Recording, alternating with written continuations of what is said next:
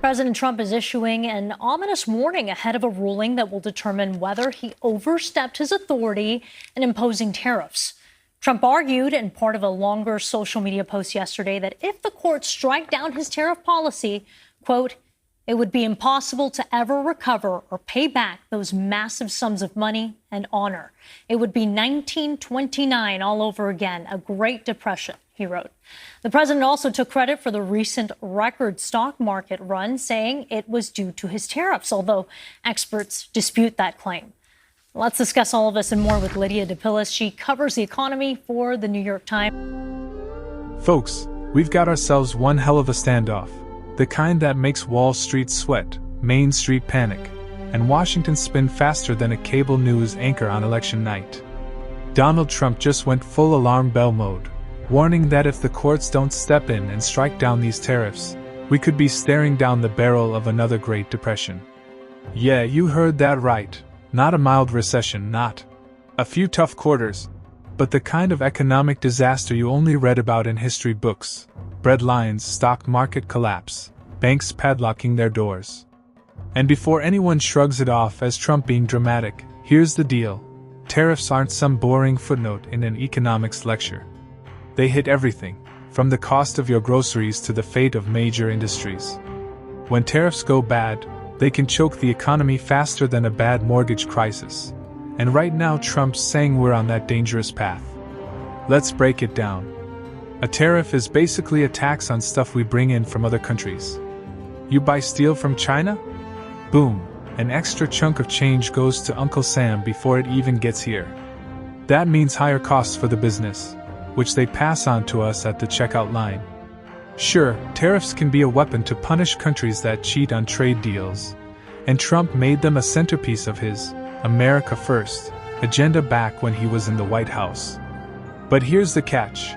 When you hit foreign goods with tariffs, those countries usually hit back, slapping their own taxes on American products. Indian officials have said that there are other countries that are buying Russian oil. It's okay. Like China, for instance, buying more. Yeah. Why are you singling India out for these additional sanctions? It's only been 8 hours, so let's see what happens over the next. Sanctions. You're going to see a lot more. So this is a taste of You're going to see a lot more. You're going to see so much secondary sanctions. Yes, ma'am. On the India penalties, do you have any similar plans to enact more tariffs on China as it relates to their purchases? Could happen. Depends on how we do. Could happen. It may happen. I mean, I don't know. I can't tell you yet, but we did it with India. We're doing it probably with a couple of others. One of them could be China. Yes. Farmers, manufacturers, exporters, they all start feeling the squeeze. Before you know it, you've got a trade war on your hands, and trade wars might sound tough in a speech, but in real life, they're like pouring sugar into a gas tank. Nothing runs the way it should. Politically, this is classic Trump. He takes a complex economic fight, wraps it in the most dramatic language possible, and forces everyone, from voters to TV pundits, to react. By saying, Great Depression. He's not just making an economic point, he's planting a mental image no one can ignore. Supporters see it as a wake-up call. Critics call it fearmongering. But either way, he controls the conversation. And it's not like he's new to this fight. Tariffs were his signature move against China, steel producers, and anyone else he thought was gaming the system. Whether you agreed with him or not, he's been here before, and that makes his warning carry more weight than some random talking head on TV. The economic stakes are no joke. These tariffs aren't targeting a single niche, they're wide-reaching, disrupting supply chains across industries.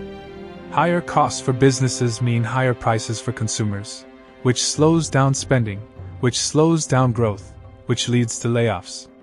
Economists are split on whether the courts will step in, but here's the kicker: markets hate uncertainty, and this fight is dripping with it. Investors pull back, stocks dip, retirement accounts take hits, and regular Americans start tightening their belts. That's how a bad trade policy snowballs into something much worse.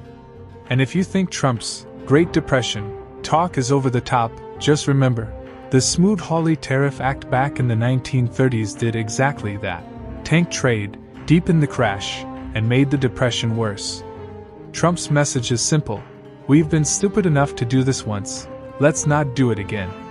So here we are, waiting for a court to decide the fate of these tariffs.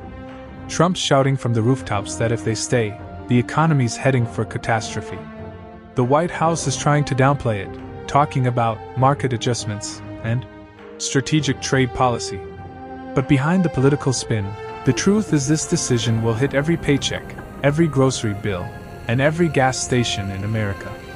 Whether you see Trump as a visionary warning us before it's too late, or just a politician stirring panic, one thing's for sure: the stakes couldn't be higher, and the next move in this fight could set the tone for America's entire economic future.